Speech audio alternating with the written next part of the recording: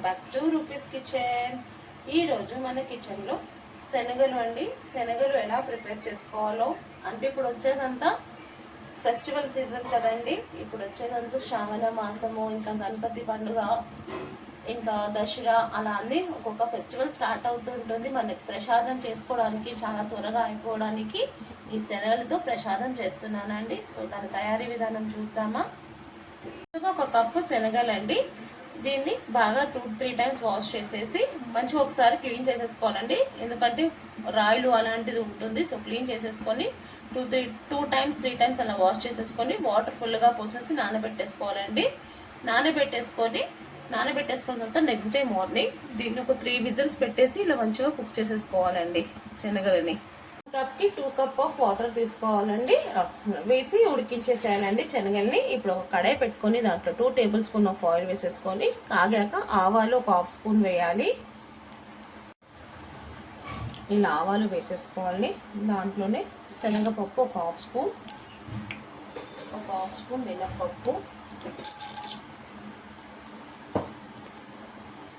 ఆవాలు, శనగపప్పు, మినప్పప్పు కొంచెం ఫ్రై అవ్వాలండి.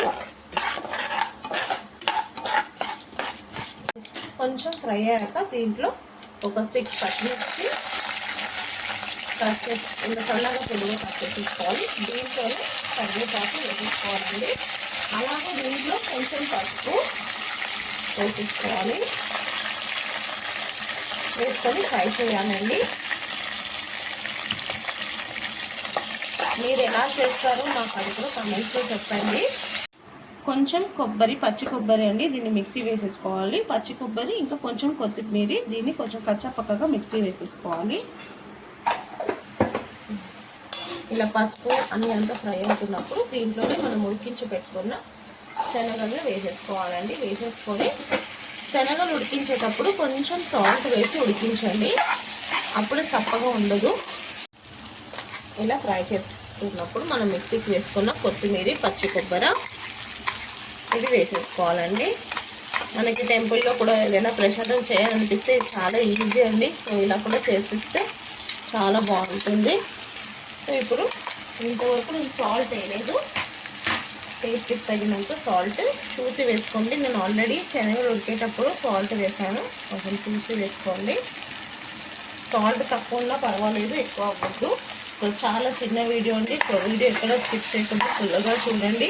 మీ యొక్క లైక్ నాకు చాలా ఇంపార్టెంట్ అండి. మీరు ఒక్క లైక్ ఇస్తే అది నాకు వీడియో ఇంకొక వరకు రీచ్ అవుతుంది. సో ప్లీజ్ వీడియో ఎక్కడ స్కిప్ చేయకుండా ఫుల్ వీడియో చూడండి.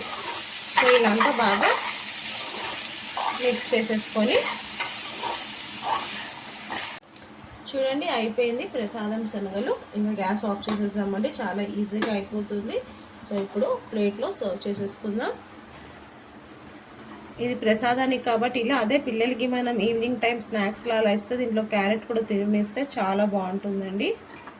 శ్రావణ మాసం స్పెషల్ శనగలు ప్రసాదం రెడీ అండి. సో ఇప్పుడు వచ్చే ఫెస్టివల్ సీజన్ గురించి మనకు కూడా అన్ని ఈజీగా ఉండాలి అని చెప్పేసి ఫస్ట్ నేను ప్రసాదం చూపించానండి శనగలతో. సో మీకు నచ్చినట్టయితే మీరు కూడా చేయండి. నచ్చితే లైక్ చేయండి, షేర్ చేయండి. కొత్తగా ఎవరైనా మన వీడియోని చూస్తే ప్లీజ్ సబ్స్క్రైబ్ చేసుకోండి. మీ రూపీస్ కిచెన్.